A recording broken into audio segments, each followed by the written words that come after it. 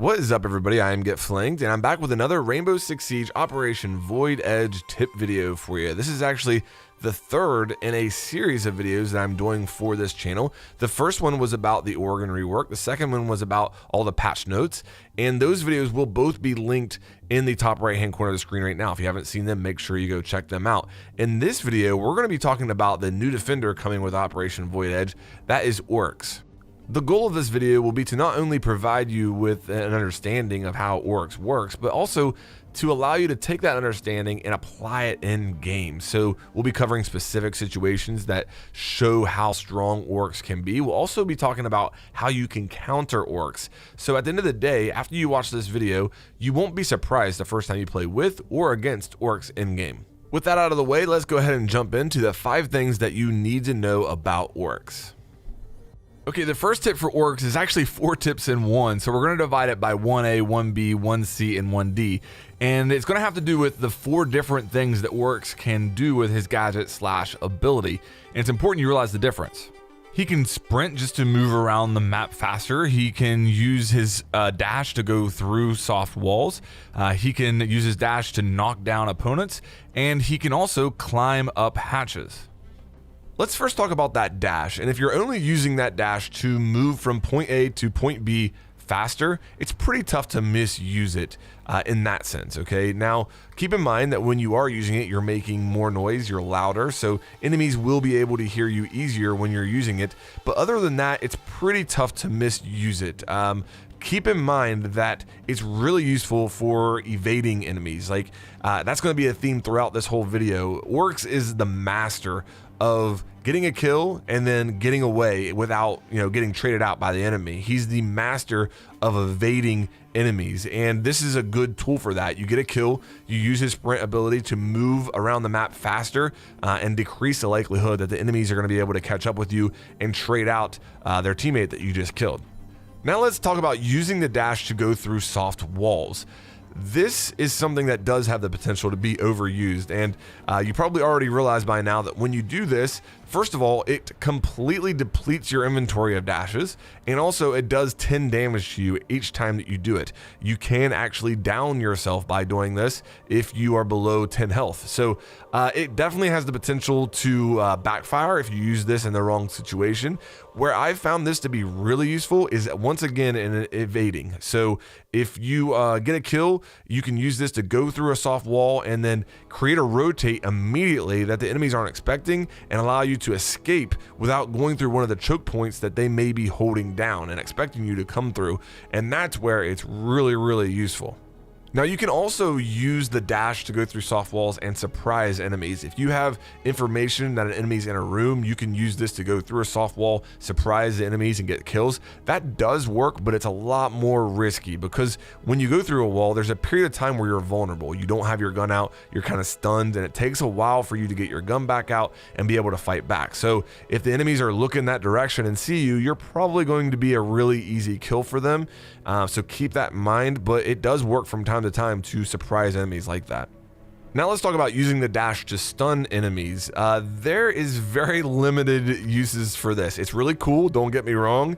It feels pretty cool to knock an enemy down, but unless it's a Montaigne, I don't really see the purpose in this. You would always be better off to just shoot the enemy. So if you see a Monty, this can work to knock them down and get the kill easy. It's definitely a very hard counter to a Montaigne, but beyond that situation, it's really not that useful to be running into the enemies. You might as well just shoot them. Okay, now let's talk about the ability for Oryx to go up hatches, and the primary purpose for using this is to pull off flanks and to evade. I'll also say that you can use this to move about the map faster. If you need to go upstairs and you're not near a staircase, then you can climb up a hatch. But just keep in mind, once again, you are vulnerable coming up the hatch. So you can go up a set of stairs with your sights up, ready to get into a gunfight. But when you climb up a hatch, you're vulnerable. So keep that in mind. But definitely really useful for pulling off flanks and attacking enemies who from a direction that they're not expecting. That's the primary purpose right there. But also, like you're seeing on the screen right now, there are situations where you can get a kill and then use this ability to get out of an area without being vulnerable, and it can be very useful in that situation as well. Okay, the second thing you need to know about Oryx is how to counter him. That way, if you find yourself playing against an Oryx, you'll know how to handle the situation. The most effective counter I have found to Oryx so far is a simple Claymore. And I'm referring to his ability to come up hatches. The Claymore counters that extremely well because if you place it correctly, it will go off as soon as he jumps up. Like, he doesn't even have a time to react if it's placed correctly. It'll just go off and instantly kill him, which is actually different than an air jab. And we'll talk a little bit more about air jabs and Oryx interactions in just a second. But keep in mind when you're placing the Claymore on a hatch, try and place it on a hard part of the floor if that's an option, because Oryx will have soft destruction available. He'll be able to shoot a Claymore out if you place it on a soft floor or something like that. And also try to place it where it's not going to be as visible to the Oryx if they're in a hurry or something like that. And again, you'll find yourself getting really easy kills by doing this.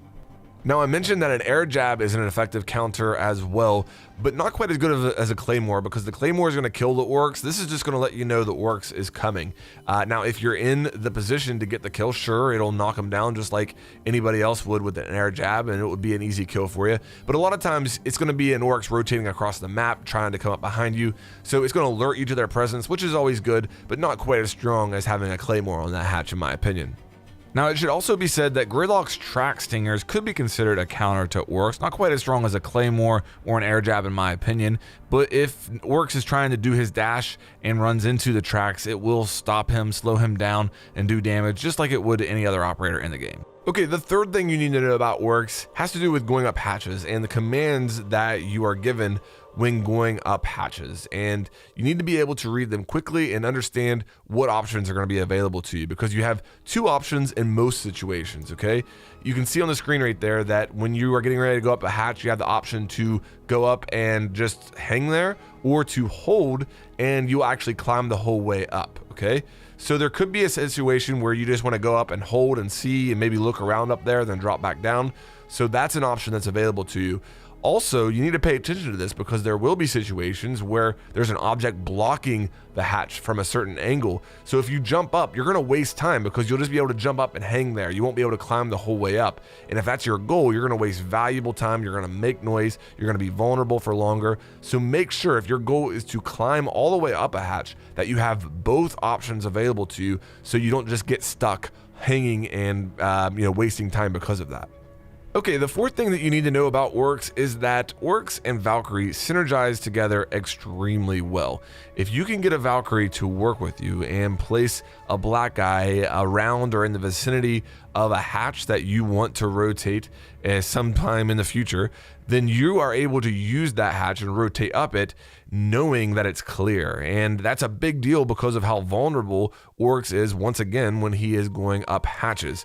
Now, Oryx does have a bulletproof cam that he can use, but what I've found so far is that enemies are very likely to destroy that as soon as they see it, because keep in mind that you need the information above a hatch where you're not going to be and where you're planning to come later. So if the enemy sees that, they're very likely to get rid of that camera very early in the round. So having a Valkyrie place a black eye that's not as easily found is a really big deal. And I think on the screen right now, you're seeing a perfect example of this. We're playing on Clubhouse. We're defending the basement area here.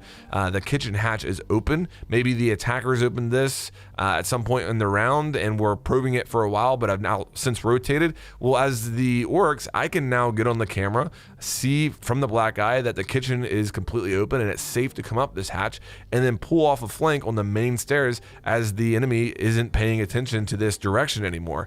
And that's really where Oryx is strongest, whenever he can pull off stuff like this, and Valkyrie can really assist him to let him know that it's clear to do so. Okay, for the fifth thing that you need to know about Oryx, it's more of a mindset type tip here. And if you look at what Oryx has available to him, he is built to be a very effective roamer. And there's a lot of different things you can do as a roamer to help your team win the round. One of those is obviously to go out and get early kills, or to get kills in general. And Oryx is very good at that. But he also has a lot of tools available to him that will allow you to get out of sticky situations. So there may be times when playing as Oryx where you get droned out or where the enemy thinks that they have you pinned down, but because of his ability to bash through a soft wall or go up a hatch, you actually have an escape route that you wouldn't with any other operator. So for some operators in that situation, your only choice might be to take a gunfight, and maybe you win, maybe you lose. But with Oryx, you might have other options. So just keep that in mind, that sometimes with Oryx, you have more options than you would with any other operator, and sometimes you can just live to fight another day instead of taking gunfights head on.